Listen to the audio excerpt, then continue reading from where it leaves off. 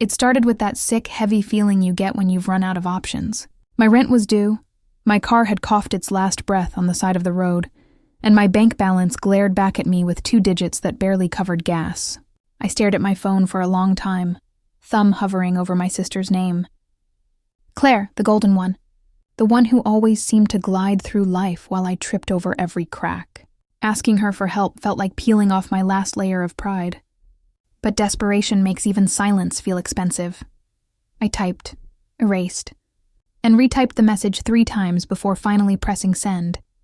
Hey Claire, could you lend me $150 until Friday? My car's in the shop. I told myself she'd understand. She had plenty. What's a couple of bills to someone who spent that much on a manicure? The 3 gray dots appeared, then vanished, then came back. My heart thudded, each second heavier than the last. Finally, her reply popped up. 2 crying, laughing emojis followed by, maybe get a real job first. For a moment, I just stared at the screen. My breath hitched somewhere between a laugh and a sob. It wasn't even the refusal. It was the mockery. The confirmation that she saw me not as family, but as a joke. I thought about all the times I'd driven her to interviews, babysat her kids, defended her when she didn't deserve it. None of it mattered now. I felt heat behind my eyes, shame mixing with anger until I couldn't tell which was stronger. I wanted to reply, to remind her that kindness costs less than her perfume. But I didn't. I just put the phone down, staring at the cracked wallpaper of my apartment. Outside, the world went on. Cars passing, people laughing. Inside, something in me shifted. That message wasn't just rejection. It was a door slamming shut. I didn't know it then, but someday soon, I'd be the one holding the keys. Claire had always loved an audience, but that afternoon she seemed to crave one. We were at a family lunch, the kind that smells of overcooked roast and undercooked civility. I'd barely sat down when she leaned back in her chair, wine glass in hand, eyes glinting with mischief. So, she began, drawing out the word like she was telling a secret. Guess who texted me last week begging for money? The room quieted. My mother's fork paused midair. Claire smiled wider. $150, she said, as if repeating the amount made it funnier. Honestly, I almost offered to hire him as my assistant. Laughter rippled through her friends, high-pitched and cruel. I felt my face burn. The clinking of glasses sounded like hammers in my head. My mother shifted in her seat, her eyes darting anywhere but mine. No one defended me. No one even tried to change the subject. I forced a small smile, the kind that hides pain behind politeness, and said nothing. Inside, though, something twisted. It wasn't just embarrassment, it was exposure. She hadn't refused me privately. She'd built a stage for my humiliation. I realized then that Claire didn't need to win. She needed someone to lose, and I had played that part perfectly for years. I picked at my plate, hearing the echo of her laughter long after it stopped. I told myself it didn't matter, that I'd forget it by tomorrow. But the truth was simpler. I would remember that moment forever. Every detail, every smirk, every nervous glance that said, "We're sorry, but we'll stay silent." When dessert came, I excused myself, pretending to have a call. My legs carried me out before my mind caught up. The cool air hit me like mercy. I stood by my car, gripping the handle, swallowing the lump in my throat. She didn't just refuse me, I thought. She needed to humiliate me. And as I started the engine, I made myself a quiet promise, one that settled deep in my chest. Steady and certain, she had no idea what was already in motion. 3 years earlier, before the bills, before the humiliation, I'd spent my mornings in an office that smelled faintly of cedar and old books. Mr. Hawthorne's study was like stepping into another world. Quiet, deliberate, filled with the kind of peace that only people who've made their money honestly seem to possess. I was his assistant, though he never treated me like one. He said titles were for people who needed to feel taller. Claire had laughed when I told her about the job. An assistant to some senile investor. "You'll be making coffee until your hair turns gray," she'd said. I almost believed her, until I realized Mr. Hawthorne never asked for coffee. Only for my opinion. He taught me things that never came from any textbook. How numbers tell stories if you know how to listen. How real wealth isn't about accumulation but stewardship. He'd say, Money reveals who you are when you think no one's watching. I didn't fully understand it then, but those words would become the quiet rhythm beneath everything I did later. Most days, we worked in near silence, interrupted only by the scratching of his pen or his soft humming. Sometimes he'd share pieces of his past, how he'd built and lost fortunes, how loneliness had a way of humbling even the rich. There was sadness in his eyes when he spoke of family, though he never said why. I never pried. Maybe that's why he trusted me. When he passed away, it felt like losing the last person who saw potential in me. The office was empty, his chair tucked neatly under the desk, the world suddenly smaller. I was invited to the will reading, but I couldn't bring myself to go. Sitting in that room, watching people measure his life in assets, it felt wrong. So I stayed home, lit a candle, and thanked him in silence. Then life went on, and I let his memory fade into the background, like an old photograph gathering dust. I didn't know it then, but Mr. Hawthorne had left me something far greater than kindness. Something that would one day turn the balance of power in my world upside down. It started as a simple act of cleaning, a Saturday spent digging through dusty boxes I hadn't opened since moving into my apartment. Most of it was junk, old notebooks, faded receipts, and memories I didn't need. Then, at the bottom of a box marked office stuff, I found it, a sealed envelope with my name written in Mr. Hawthorne's elegant slanted handwriting. My breath caught. I ran my thumb over the wax seal, brittle with time. A faint scent of cedar still clung to it, as if he'd just sealed it yesterday. I remembered the day after his funeral, when his lawyer had called. I'd been too numb to care, too heartbroken to face another reminder that he was gone. So I'd stuffed the envelope away and tried to move on. Now my hands trembled as I tore it open. Inside was a folded letter, written in his familiar looping script, and a set of legal documents. The first line stopped me cold. For the only person who never asked for anything but gave everything. I had to sit down. My chest tightened as I read. The letter spoke of trust, of gratitude, of how he'd seen in me the honesty that so many others had lost chasing power. He wrote that the company he built needed a soul, not another shark. I could hear his voice in every word. Then came the part that didn't make sense at first. You will find attached the documents detailing your controlling share in Hawthorne Consolidated Trust. Controlling share? I blinked, scanning the next page. Notarized signatures, official seals, language so formal it felt unreal. My name appeared over and over, next to phrases like majority stakeholder and executive discretion. My pulse raced. I fumbled for the attached sheet, a summary of assets. The numbers blurred, too large to process. Zeros upon zeros. Accounts, holdings, properties, all under my name. My throat went dry as I whispered the total aloud, as if hearing it would make it real. 4.2 billion. I stared at the page until the letters began to swim. The same me who'd begged for $150, who'd been mocked at lunch, was suddenly holding enough wealth to buy the very world that had humiliated me. And then I saw the balance sheet. The bank didn't look any different that morning. Same marble floors, same faint scent of disinfectant and old money. But as I stepped inside, clutching the letter like proof I wasn't insane, I felt like an imposter. My sneakers squeaked against the polished floor, drawing glances from people in tailored suits. I half expected someone to stop me and ask what I was doing there. At the front desk, I handed the receptionist my documents. She skimmed them, her polite smile faltering for just a second before she whispered something to her earpiece. A few minutes later, a man in a navy suit approached, posture crisp, eyes curious. Ms. Thank you for coming. Please, right this way. His tone had shifted, respectful, cautious, as though he was suddenly aware I didn't belong to the world I'd walked in from. I owned it. In his office, sunlight poured across a glass desk. The manager sat opposite me, typing a few things into his terminal. Then he stopped. Slowly he turned the screen toward me. My name appeared at the top, followed by a number so absurd I thought there must be a mistake. 42,760,000. I stared at it, unblinking. The same me who couldn't afford rent last week. The same me who was laughed at over $150.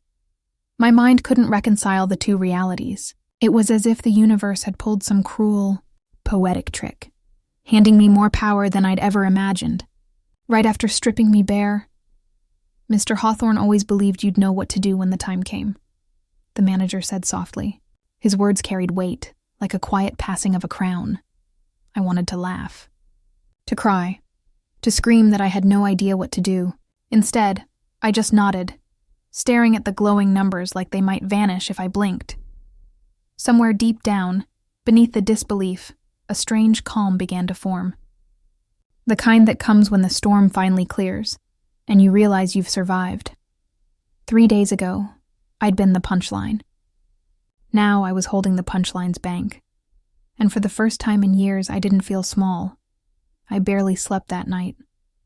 Every time I closed my eyes, those numbers danced behind my eyelids like a mirage. 4.2 billion. It didn't even sound real. I kept waiting for an email, a phone call, some rational explanation to tell me it was all a mistake. But morning came and nothing changed. The account still existed. My name still sat above that impossible figure. So I did the only thing my rational brain could think of. I decided to test it. Not much. Just enough to know whether this fantasy had weight in the real world. The next day, I returned to the same bank, heart pounding so hard I could hear it in my throat. The same clerk recognized me and stood a little straighter this time. I handed her my card and ID, my voice calm despite the tremor beneath it. "I'd like to make a withdrawal. $10,000. Her eyebrows lifted almost imperceptibly. "Certainly, ma'am. 1 moment, please." She typed something into her terminal. Then she stopped. For a few seconds, her expression froze. The subtle mix of awe and unease you see when someone realizes they're dealing with something far above their pay grade. She excused herself and disappeared into the back. I could feel every eye in the lobby shift toward me. The seconds stretched. My palms were slick with sweat, but I forced myself to stay still, pretending this was normal. When she returned, she was accompanied by a senior teller carrying a discreet leather pouch. "Your transaction has been verified," he said. His tone was respectful, borderline reverent. He placed the envelope on the counter like a sacred offering. Inside were crisp, banded bills, each one real, tangible, smelling faintly of ink and power. I thanked them and walked out slowly, the weight of the money in my bag almost too symbolic to bear. Every step felt heavier, not from fear but from realization. This wasn't a dream, it was proof. At the corner, I stopped and looked down at the cash, fingers trembling around it. That's when I decided exactly how to handle Claire. The plan didn't come from anger, not anymore. It came from something colder, quieter, a clarity that felt almost surgical. I knew exactly where I wanted this to happen. Not at her house, not at a dinner table, but at the one place she worshipped more than God, the bank.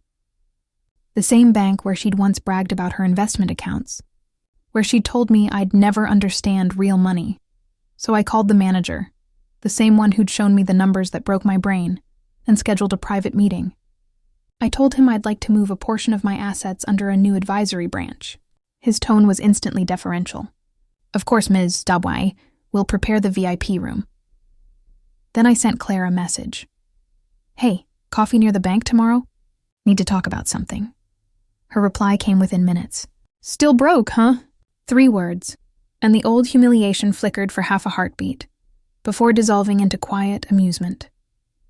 I could almost hear her smug laugh through the text, the same tone she used when she used to tell people she was helping her poor sibling stay afloat. "Something like that," I replied. The next morning, I dressed simply, jeans, blazer, nothing flashy. Let her think I was still the same. As I walked through those glass doors again, the staff greeted me with subtle nods of recognition. Claire didn't notice. She was too busy talking loudly on her phone, designer bag perched on her wrist like a trophy. "God, this place takes forever," she complained, rolling her eyes as I approached. "You'd think managing my portfolio here would buy me faster service," I smiled. "Actually, I think they're quite attentive, when it matters." She didn't catch the tone. She never did. Her eyes skimmed my outfit, her smirk returning. "Still trying to play professional, huh?" I shrugged, just tying up some accounts. Thought you might want to tag along. She laughed. That sharp, dismissive laugh that used to cut me down to size. But this time, it didn't hurt, because she had no idea she was already standing on the stage I'd built for her. Claire was still mid-story when we walked through the doors. Something about a new client. Some deal that lesser people wouldn't even understand. I let her talk. It was easier that way. Her voice filled the marble lobby like it always did, loud enough for strangers to know she mattered. At the reception desk, she barely paused long enough for me to speak. 2 cappuccinos after this, yeah? Don't worry, I'll cover it. I smiled faintly. That won't be necessary. Before she could reply, a sudden stir moved through the staff. Phones rang once, then stopped. A security officer whispered something into his radio. I caught the flicker of recognition in the receptionist's eyes. And then, as if choreographed, 3 senior executives began striding toward us. Claire straightened, assuming the attention was for her. Finally, she said under her breath, adjusting her scarf. But the moment they reached us, the lead manager turned directly to me. Ms. Welcome back, he said, voice rich with respect. We're ready for your transfer authorization. He extended his hand, both firm and deferential. We've prepared the executive suite as you requested. Claire's head snapped toward me. Wait, what? I didn't answer. I simply followed the manager, feeling her footsteps stumble behind mine. The other executives flanked us, guiding us through a glass corridor where the blinds automatically lowered for privacy. Inside the private room, a teller waited beside a large terminal. Claire looked around, her confidence beginning to fray. What is this? The manager gestured toward the screen. We've set up the transaction per your specifications. Partial transfer, authorized under the Hawthorne Consolidated Trust. The total amount will initiate once you sign. I took the pen. The silence was so thick I could hear the faint hum of the air vents. Claire forced a laugh. You're joking. You don't even have an account here big enough for... Before she could finish, the teller leaned forward and whispered, The system's requesting verification. It's flagging the withdrawal size. Her voice trembled slightly. Then the screen flickered. The entire bank seemed to pause. Monitors across the lobby froze on the same glowing number, digits so long they barely fit the display. Claire's reflection in the glass shifted from arrogance to disbelief. The manager cleared his throat. We'll need a moment, Ms. Teichschaum. The authorization is substantial. From somewhere near the counter, I heard a murmur ripple through the staff. Phones stopped ringing. Even the background music faded. The quiet was absolute, like the air had been vacuumed out of the room. I set the pen down gently after signing. The transaction confirmed with a soft chime, and the teller exhaled like she'd been holding her breath for minutes. Claire's voice finally cracked the silence. What did you just do? I looked at her, calm, steady, almost pitying. The transfer, I said simply, and at that exact moment, the entire bank froze, literally and emotionally. For a long moment, no one spoke. The only sound was the soft hum of the servers struggling to process what I'd just authorized. The manager typed something quickly, then looked up, his expression a careful blend of awe and restraint. The whispers began at the edges of the room, soft at first, then spreading like ripples in still water. Is that her account? Hawthorne Consolidated Trust. She's the owner? Claire's face drained of color. Her confident smirk had vanished, replaced by something I'd never seen before. Confusion tangled with fear. She turned toward me, her voice shaky. What's happening? What is this? I didn't rush my answer. I took a slow breath, savoring the quiet weight of the moment. I'm just moving some funds, I said evenly, as though it were the most ordinary thing in the world. The manager cleared his throat delicately. Ms. Buttiu, your authorization has triggered a priority clearance from our upper board. We will ensure full discretion, of course. That last word, discretion, seemed to echo. Claire blinked rapidly, looking around as if the walls might explain what she couldn't process. Every executive in the room now stood a little straighter, deferential, careful. She'd never been ignored in a room like this, until now. Funds? she repeated weakly. What kind of funds? I met her eyes, holding her gaze. The kind you don't laugh at. Her lips parted, but no sound came out. The silence thickened, heavy and almost sacred. Even the bank employees seemed frozen in place, unsure whether to look away or witness what was unfolding. I leaned closer, my tone soft but steady. Next time someone asks for $150, don't assume they need it. Her jaw trembled, but she didn't respond. For once, she couldn't. The manager coughed lightly, breaking the spell. Will there be anything else, Ms. I smiled faintly. No, that'll do for now. When I turned toward the exit, every head lowered slightly, not out of fear but respect. The kind reserved for those who didn't just have power, but owned the room without demanding it. Behind me, Claire stood motionless.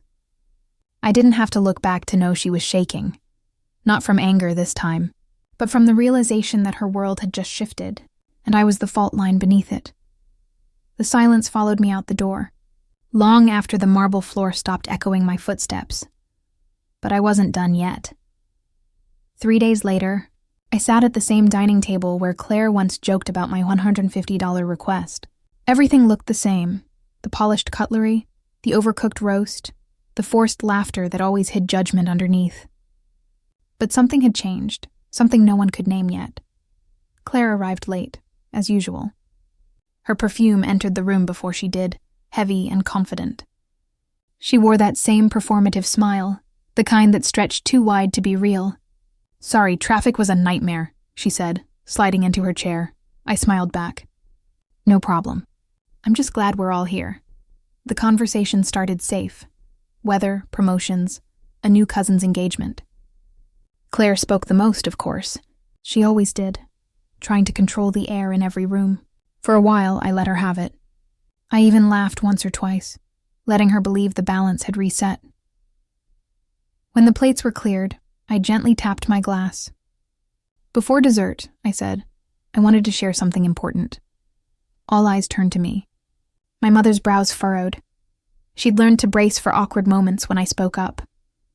Claire leaned back, swirling her wine, pretending boredom. I recently came into a significant opportunity, I began, something that allows me to give back. Mr. Hawthorne, my old mentor, left behind more than a company. He left a legacy of kindness. So, in his name, I'm establishing a charitable fund.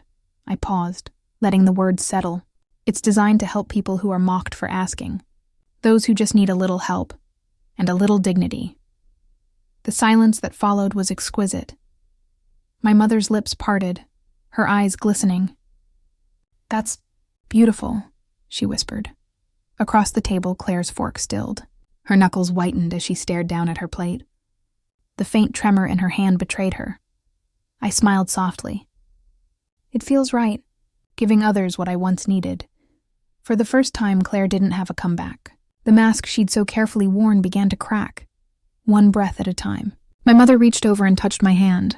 Your mentor would be so proud, she said. I nodded. I hope so. Then, as dessert was served, I glanced at Claire. Her eyes stayed down. The air between us shimmered, not with tension, but realization. And that's when she finally understood what she'd lost. It was almost midnight when my phone buzzed. I was sitting by the window, the city lights reflecting off the glass, a half-finished cup of tea cooling beside me. For a moment I thought about ignoring it, but habit won. I reached for the phone, thumb hesitating when I saw her name. Claire. The message was short. Just a few words, but they landed heavier than I expected. I didn't know. I'm sorry, no punctuation. No bravado. Just a digital whisper from someone who suddenly realized the world no longer revolved around her orbit. I stared at it for a while, my reflection faintly visible on the screen. Calm, older, untethered. A year ago, I would have given anything to hear those words. I would have read them over and over, dissecting every syllable, hoping for sincerity, for some kind of sisterly reconnection. But now, they didn't stir anger or joy, only quiet understanding. I typed my reply slowly. It was never about the money, because it wasn't. It was about dignity, respect. the kind of love that doesn't measure worth in dollar signs or family hierarchy. She'd spent her life counting status, while I had learned the hard way to count peace. After I hit send, I stared at the blinking cursor a moment longer, waiting for the 3 dots, the little signal that meant she was trying to explain, justify, maybe beg. But they never came, just silence. I scrolled up once, reading our old messages, years of sharp comments disguised as jokes, guilt wrapped as concern, pride pretending to be care. Each one was a reminder of the person I used to be, small, apologetic, desperate to be enough. Then, with one quiet motion, I pressed mute conversation. The screen dimmed. My chest felt lighter. The world didn't need an audience for closure, and for the first time, neither did I. The days that followed felt strangely quiet. Not the hollow kind of silence that used to hang over my old apartment, but the kind that feels earned, like exhaling after years of holding your breath. The world looked the same, but I didn't move through it the same way anymore. Money didn't make me taller, kinder, or more important. It just removed the noise. The constant scramble to prove my worth to people who never really saw it. For the first time, I didn't owe anyone an explanation, an apology, or a performance. I could simply exist without asking permission. I didn't rush to buy anything extravagant. No new car, no mansion. I kept my same chipped mug, my same morning walk, my same need for quiet. What had shifted wasn't the view from my window. It was the way I looked out of it. When people talk about transformation, they imagine power or luxury. But real transformation is quieter. It's the peace that comes when you no longer chase validation. When you realize that every cruel word, every laugh at your expense, every door slammed in your face was never a reflection of your value, only of theirs. Sometimes I think about Claire, about how fragile arrogance looks when it's stripped of certainty. I don't hate her. In some strange way, I'm even grateful. Her cruelty gave me clarity. Her laughter became the echo I rose above. I still visit Mr. Hawthorne's grave once a month. I tell him about the foundation, the people we've helped, and every time I whisper a quiet thank you, not for the money, but for the lesson that came with it. People think wealth changes who you are. It doesn't. It just amplifies who they've always been.